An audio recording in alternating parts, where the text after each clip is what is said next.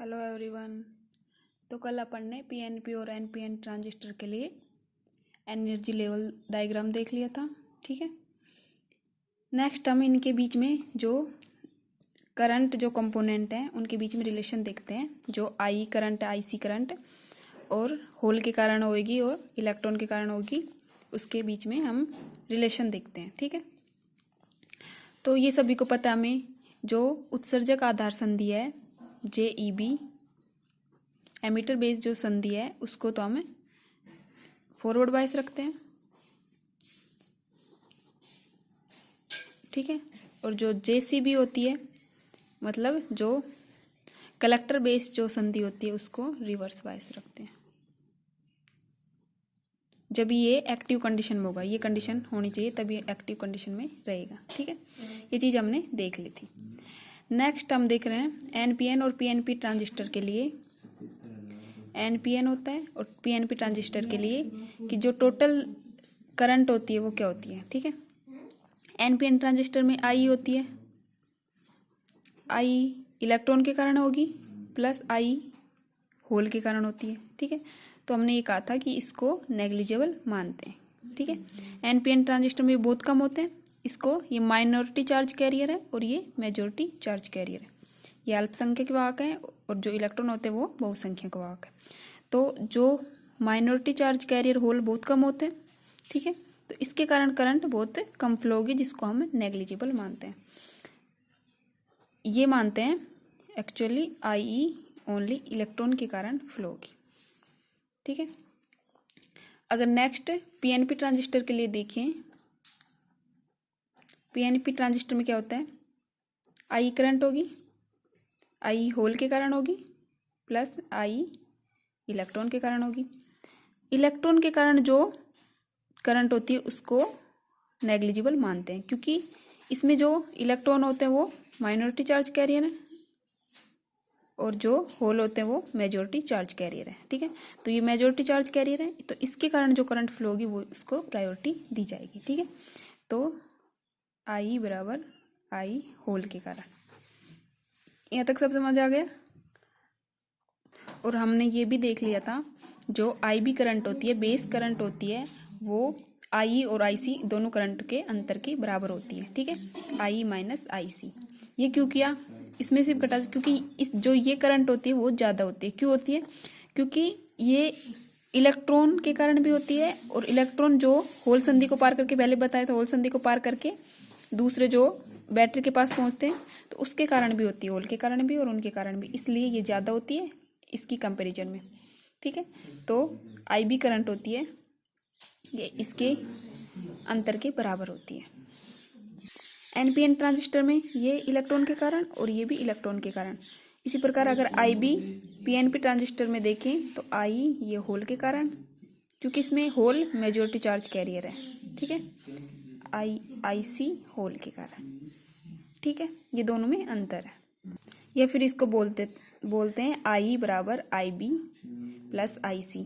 जो I current होती है IB और IC के योग के बराबर होती है। ठीक है, नेक्स्ट हम देखते हैं जो I करंट के बारे में सारे देख ली, अब देखते हैं IC करंट के कारण। ठीक है, IC करंट देखते हैं, IC करंट। ठीक है, किन किन के कारण। I का तो हमें पता है इलेक्ट्रॉन होल, और वो कैसे फ्लो होती है वो हमने कल चर्चा कर ली कि जो इलेक्ट्रॉन होते हैं इसमें होल को संधि को पार करती है और यहाँ से जो कलेक्टर होते हैं उसको पार करती है। एनपीएन ट्रांजिस्टर देख रहे थे, और यहाँ बेस संधि को पार करके यहाँ बैटरी के टर्मिनल तक पहुंचती है। ठीक है, उसके कारण होती है। अब आईसी करंट क्या होती है, आईसी करंट में तो ऐसा सीन नहीं होता। आईसी करंट पढ़ते हैं हम, ठीक है, जो इम्पोर्टेंट भी है। आईसी करंट, जो आईसी करंट है वो 2 पार्ट से मिलकर बनी होती है। क्या क्या है, जो बहुसंख्यक आवेश वाहक के कारण, एक तो जो मेजॉरिटी चार्ज कैरियर है, मेजॉरिटी चार्ज कैरियर के कारण, बहुसंख्यक आवेश वाहक के कारण। ठीक है, और दूसरी अल्पसंख्यक आवेश वाहक के कारण, माइनॉरिटी चार्ज कैरियर के कारण। ठीक है, तो 2 रीजन से आईसी करंट फ्लो होती है। तो देखते हैं कैसे मानते इसको। आईसी बराबर IC होती है जो मेजॉरिटी चार्ज कैरियर के कारण, और plus IC minority charge carrier के कारण। तो ये ICO मानते हैं इसको, माइनॉरिटी जो चार्ज कैरियर के कारण होती है उसको ICO, ठीक है। मेजॉरिटी और माइनॉरिटी चार्ज कैरियर के कारण होगी। तो जो ICO ये माइनॉरिटी चार्ज कैरियर के कारण होती है, इसको बोलते हैं क्षरण धारा, लीकेज करंट, ठीक है। जो यहाँ ICO है इसको बोलते हैं लीकेज करंट, जो कि माइनॉरिटी चार्ज कैरियर के कारण फ्लो होती है, ठीक है। तो ICO को मानते क्या है ऐसे कि ICO कब मिलती है, मतलब माइनॉरिटी चार्ज कैरियर के कारण कब मिलती है, जब अपन ICO है जो क्षरण धारा है, लीकेज करंट है, IC की वह वैल्यू है, IC की वह वैल्यू है जब जो एमिटर टर्मिनल होता है वो ओपन हो, ठीक है, मतलब खुला हो, तो उस टाइम ये लीकेज करंट होगी। क्योंकि IE जो उत्सर्जक जो टर्मिनल हो वो ओपन हो, तो ओनली उस टाइम ICO करंट होगी, ठीक है, लीकेज करंट होगी। यहाँ तक क्लियर है। तो IC IE IB करंट यहाँ समझ में आई गई होगी, ठीक है। अब नेक्स्ट देखते हैं, ट्रांजिस्टर में कुछ टर्म्स देखते हैं। एक होता है अल्फा DC, एक होता है बीटा DC। ये चीज क्या होती है, ये चीज देखेंगे, ठीक है। ट्रांजिस्टर में होती है अल्फा DC, क्या होती है, इसको क्या बोलते हैं, अल्फा DC को DC करंट गेन बोलते हैं। एक तो AC करंट होती है और एक DC करंट होती है, ठीक है। तो जो DC करंट गेन बोलते हैं इसको, अल्फा जो DC होती है DC करंट गेन या फिर DC धारा लाभ।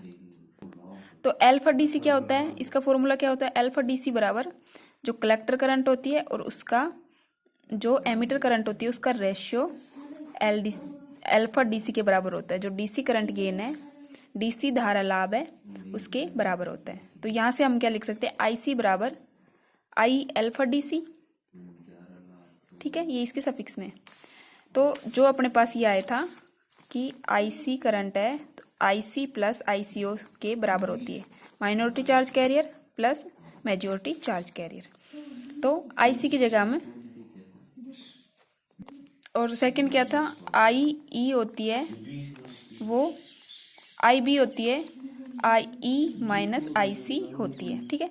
तो IC की जगह ये वैल्यू पुट करते हैं, तो IB बराबर इस इक्वेशन में IE minus IE alpha DC, या फिर IB बराबर IE कॉमन लेते हैं 1 माइनस अल्फा DC, ठीक है। तो एक तो अपने पास इक्वेशन, इसको फर्स्ट मानो इसको सेकंड मानो, एक तो अपने पास ये इक्वेशन आ गई। जब न्यूमेरिकल में अपन को अल्फा DC दिया हो, IC नहीं दिया हो, उस कंडीशन में हम ये रिलेशन लगा सकते हैं। ये रिलेशन बहुत ज्यादा काम आएंगे, ठीक है, इस वजह से मैं यहाँ करवा रही हूँ। सेकंड अगर हम रिलेशन देखें इसमें,